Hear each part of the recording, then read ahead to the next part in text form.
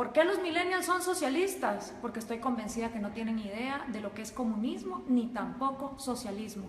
Cuando un millennial nos dice que quiere socialismo, nunca nos dice realmente qué es lo que quiere, cómo ambiciona que ese gobierno va a funcionar. No tiene idea de cómo van a funcionar las medidas políticas y económicas. Por eso se me ocurrió hacer socialismo para millennials. Bienvenidos. Vamos a arrancar desde la era industrial, cuando en el siglo XIX empiezan un montón de pensadores a pensar cosas que se denominaron como la filosofía socialista.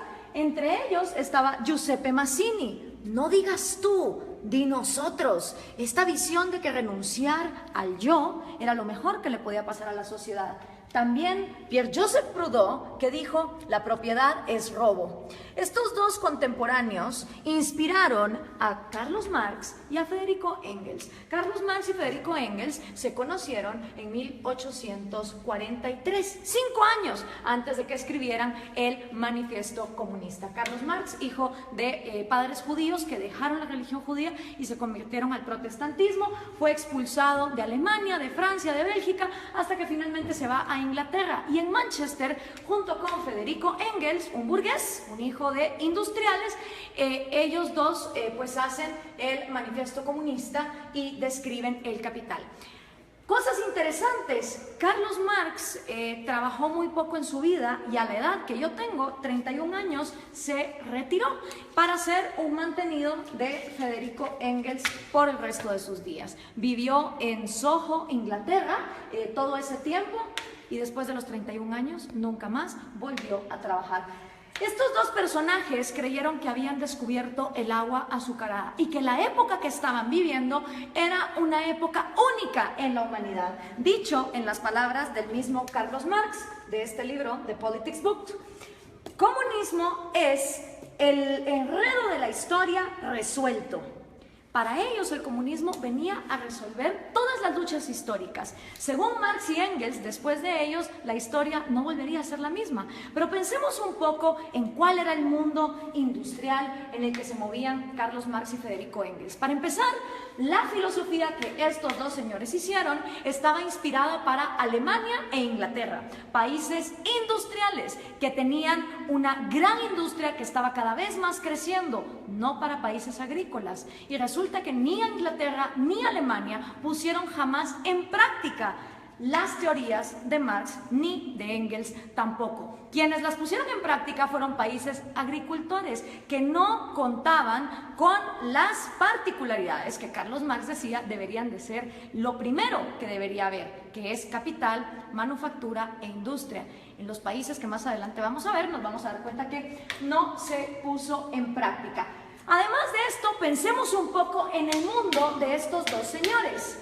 El mundo en el que se mueve Carlos Marx y el mundo en el que se mueve Federico Engels, 1848, es un mundo donde la esclavitud todavía era legal en Estados Unidos y en Europa, donde las mujeres no podíamos votar, prácticamente no teníamos ningún derecho porque éramos consideradas demasiado idiotas como para trabajar y votar. Era un mundo donde no había aviones, no había teléfonos, no había electricidad, no había inodoros, no había tampoco radios, no había televisión, no había satélites en el espacio, no había la mayor cantidad de profesiones que hoy por hoy existen en el mundo.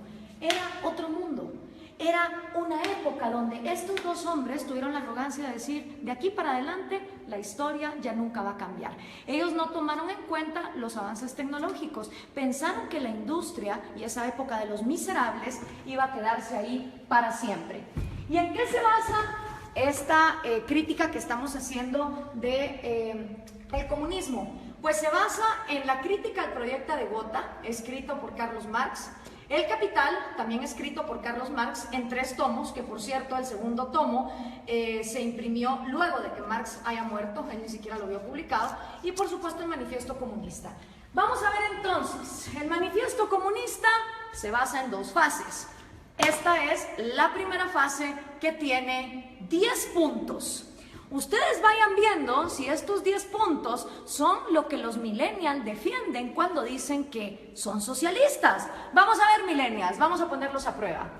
El primer punto de la fase 1 del Manifiesto Comunista es la abolición de la propiedad privada.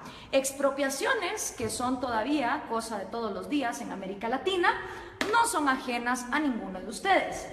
El segundo puesto es impuestos fuertemente progresivos. Esta idea de que los más productivos de la sociedad sostengan más al Estado, porque del Estado vivimos todos. Entonces, mientras más paguen los más ricos, se supone que el Estado va a ser más justo y más fuerte, y para nada tiene que ver que eso desincentive a la gente a ser mejor. El tercero es abolición del derecho a herencias. Interesante, porque Rafael Correa quiso hacer también una ley de herencias bastante draconiana, donde se quería quedar con un montón de las herencias.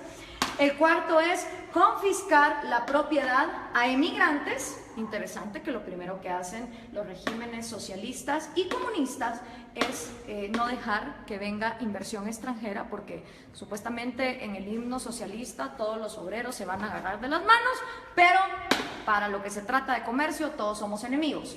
El quinto es centralización del crédito, que solo podías endeudarte con el Estado.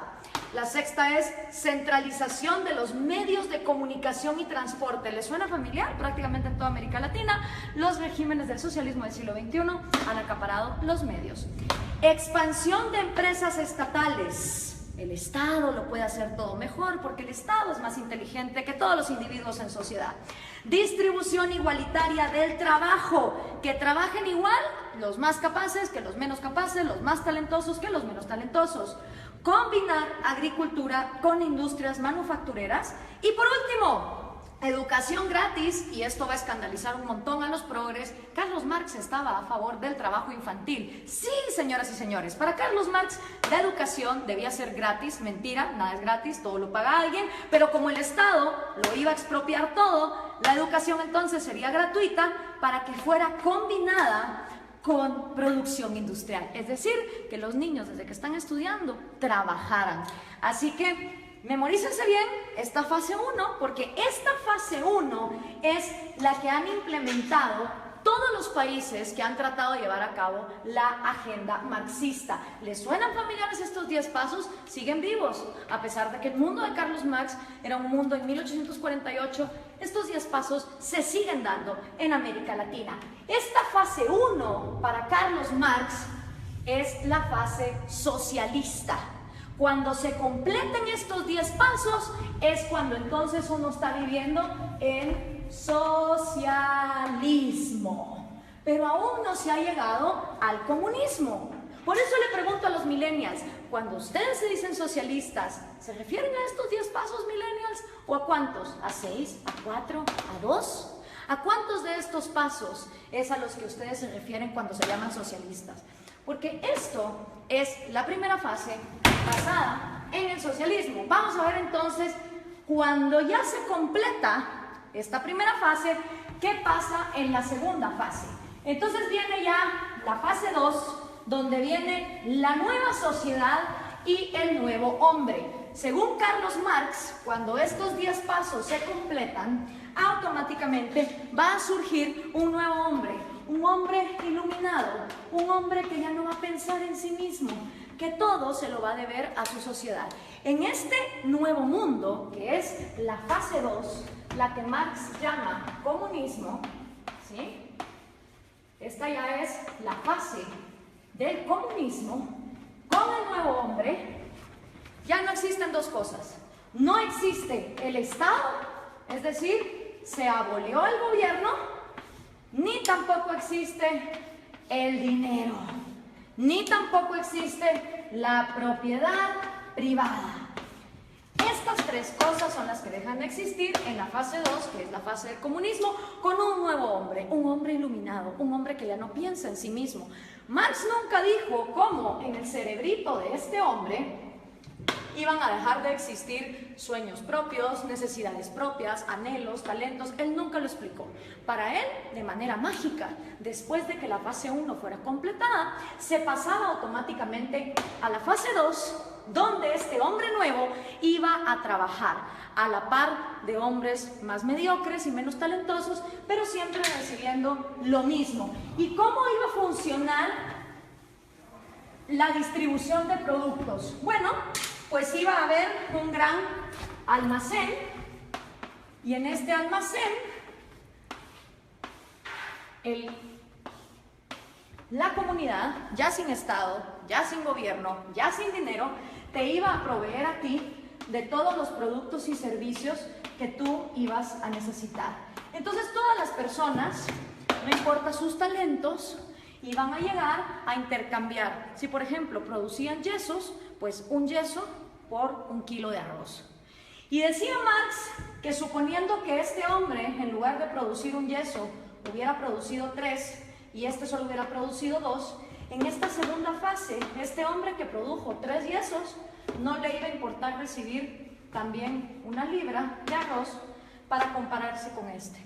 Según Marx, iba a llegar un momento donde el más talentoso y el que más trabajaba no le iba a importar recibir igual que el que trabajaba menos y el que era más mediocre. Ahora veamos, ¿se cumplió esta fase 2?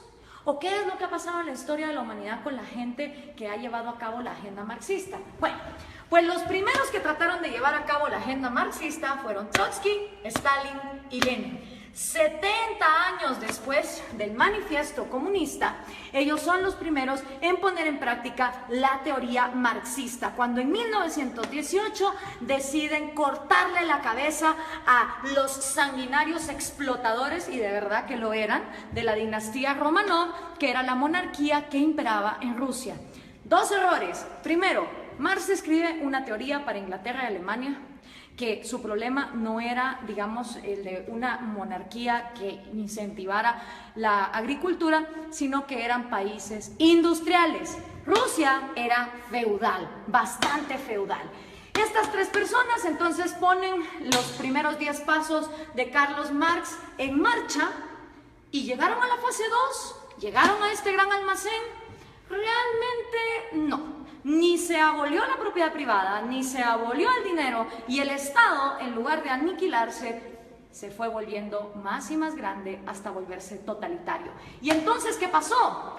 En toda Unión Soviética se desplegaron los gulags. Cada uno de esos puntitos rojos que ustedes ven ahí son los gulags, los campos forzados de trabajo. Claro, desgraciadamente en esa época no había Twitter, no había Facebook, no había Instagram, entonces era muy difícil tener récords de las atrocidades y las violaciones a los derechos humanos que se daban en estos campos de concentración en condiciones de temperatura bastante salvajes y teniendo a la gente hasta lo último en el punto de inanición. Y para darles un ejemplo concreto, aquí hay una foto del Gulag de Ucrania, que era una parte fundamental para el sustento económico del Imperio Soviético, ya que producía 80% del carbón, 85% del hierro y el 70% de los metales. ¿No les suena familiar Venezuela? A ustedes que con el petróleo los tienen similar así. Después de la Unión Soviética, y que, ojo, nunca se llegó a la fase 2 de comunismo, podemos decir entonces que lo único que hubo en Rusia fue socialismo, porque nunca se llegó a la fase 2. El siguiente sanguinario que quiso poner a prueba el comunismo fue Mao Zedong en China. En 1948 entra el Ejército Rojo y Mao hace su propio experimento con 2 atrocidades que aniquilaron a más de 60 millones de personas, que fueron el gran salto adelante y la revolución cultural, que básicamente era una manera de implementar los 10 pasos del manifiesto comunista y que llevaron al peor genocidio que la humanidad jamás ha visto.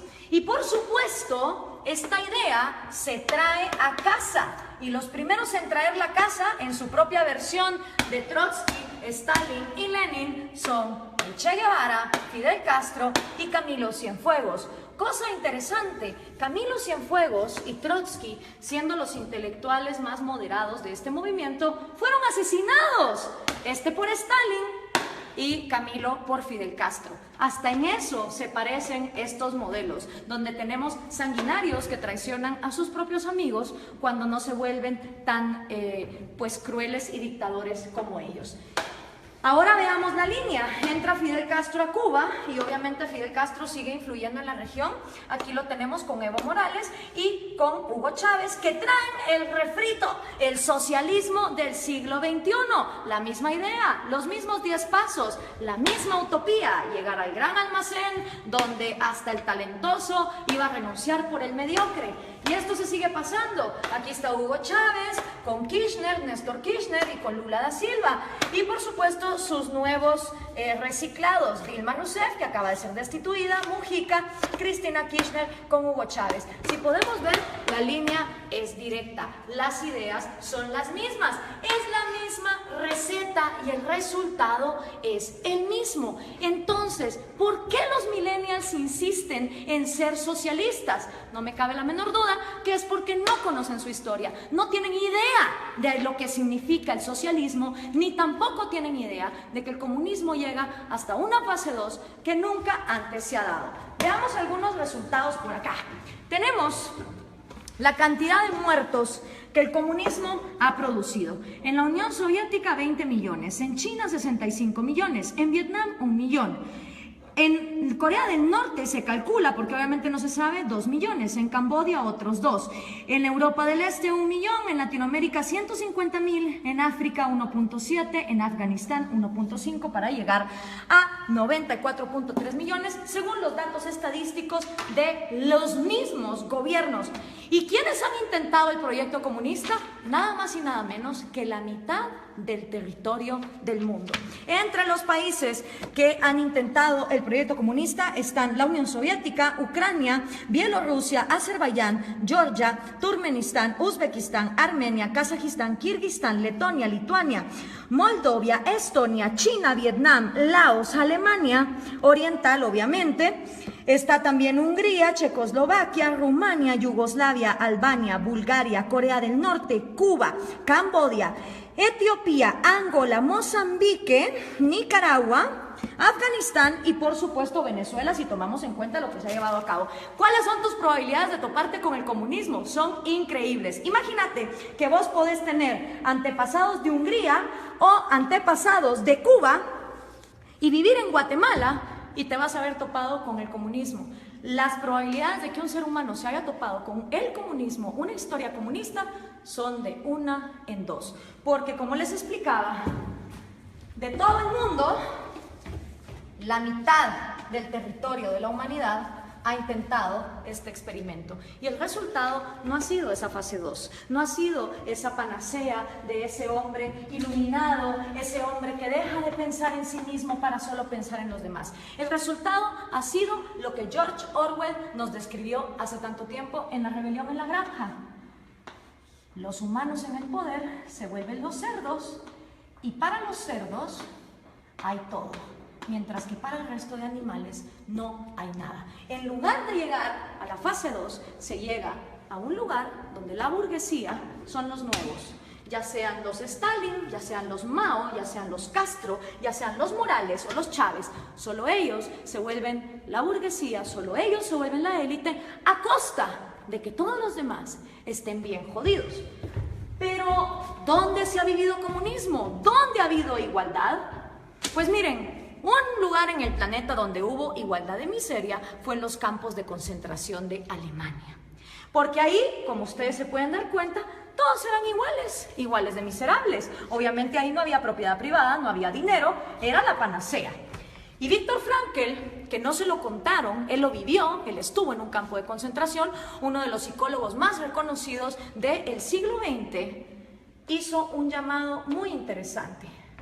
Everything can be taken from a man. Cualquier cosa puede ser tomada de un hombre, excepto por una. La última de las libertades del hombre. Exigir la actitud que uno va a tener en cualquier set de circunstancias para escoger uno su propio destino. Quiero hacer énfasis en esta frase porque lo que está aquí diciendo Viktor Frankl es que la mayor libertad del hombre reside que aunque esté en estas condiciones, uno va a decidir con qué actitud va a enfrentarse a la vida. Pero ¿qué podía saber Carlos Marx de estas cosas? Regresemos a 1848, ni siquiera Freud, con su psicoanálisis, que ya está bastante desprestigiado, había empezado sus estudios. Tampoco Darwin. Se creía que la histeria de las mujeres se podía quitar con electroshock. La psicología estaba en pañales. ¿Qué sabía Carlos Marx del cerebro humano? ¿Qué podía saber Carlos Marx acerca de un hombre nuevo que tuviera en su cerebro la capacidad de dejar de pensar en sí mismo?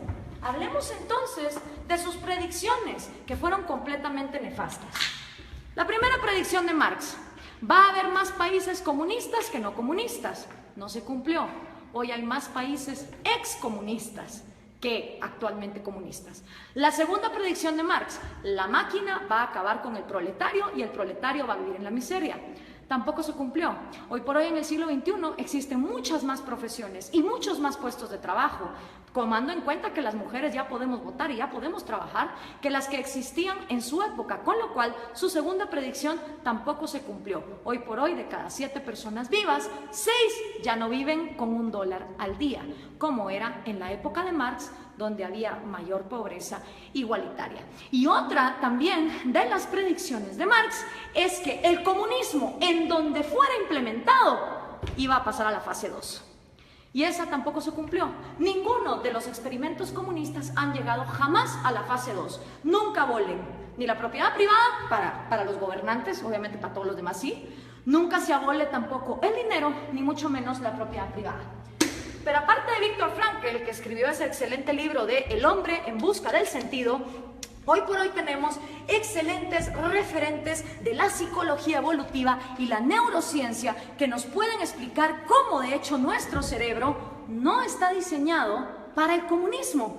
Uno de ellos es David Boss. Él es PhD, profesor de Harvard, de la Universidad de Michigan, de la Universidad de Texas, y ha escrito 7 libros de psicología evolutiva, incluyendo este. No son personas que te lo digan por fe, como te lo dijo Marx, y que solo lo dejó escrito cómo iba a ser ese cambio en la psicología humana. Son personas que han estudiado la evolución, la genética de la vida, y que entienden cómo funciona el cerebro humano.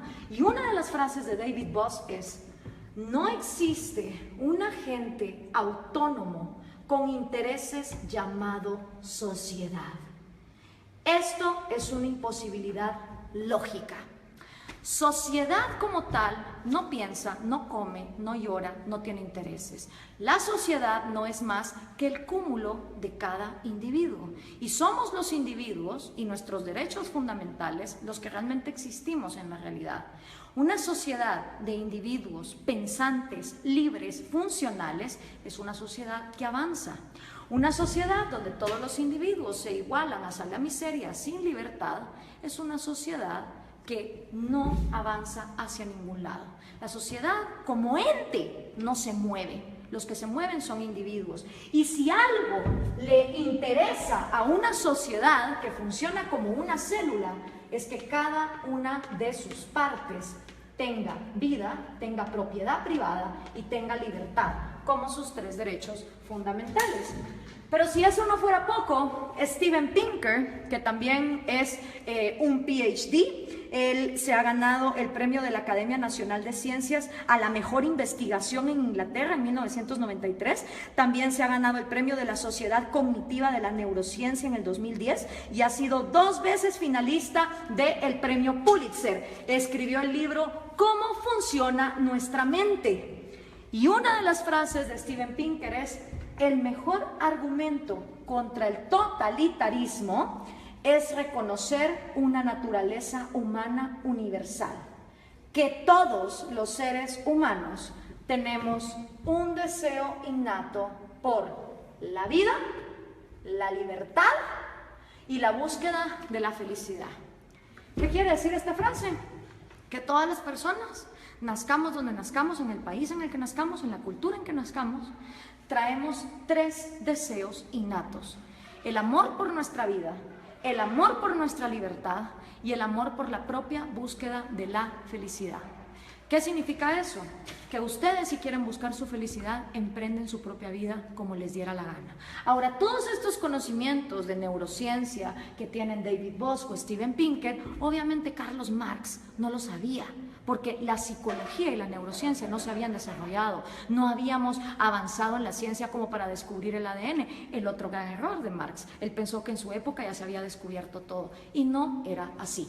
Entonces, al tener estos conocimientos, es inaudito, es inexplicable que los millennials sigan siendo socialistas. La única manera en que me lo explico es que los millennials no tienen ni idea de lo que es socialismo, ni mucho menos comunismo. Y yo, que también soy millennial, pero de la primera generación, de esos que todavía vimos los cassettes y que sabemos cómo funcionan, tenía 5 años cuando cayó el muro de Berlín. Y me acuerdo como que fuera ayer de ver a esas personas celebrando y preguntarle a mi papá, ¿qué se está celebrando ahí? Me dijo, ahí se está celebrando que tenían a una población dividida a la mitad porque de un lado querían salir y no los dejaban. Si una idea es tan buena, no puede ser obligada hacia una cierta población. Y en todo lo que hemos visto aquí, lo único que hemos visto es obligación, hemos visto miseria, hemos visto genocidio. En la libertad no hay garantías. Yo no estoy aquí vendiendo una utopía ni una panacea. En la libertad hay riesgos y puedes perder como puedes ganar. En la libertad también existe la libertad de no participar en el mercado. En un país que vive en libertad, si hay un grupo de personas que quieren vivir como hippies e irse a una montaña y no ser parte del mercado y no tener propiedad privada, son libres de hacerlo. En un país comunista, si uno intenta meter una zona franca de libre comercio en alguno de sus puntos, va a parar a la cárcel o va a parar desaparecido.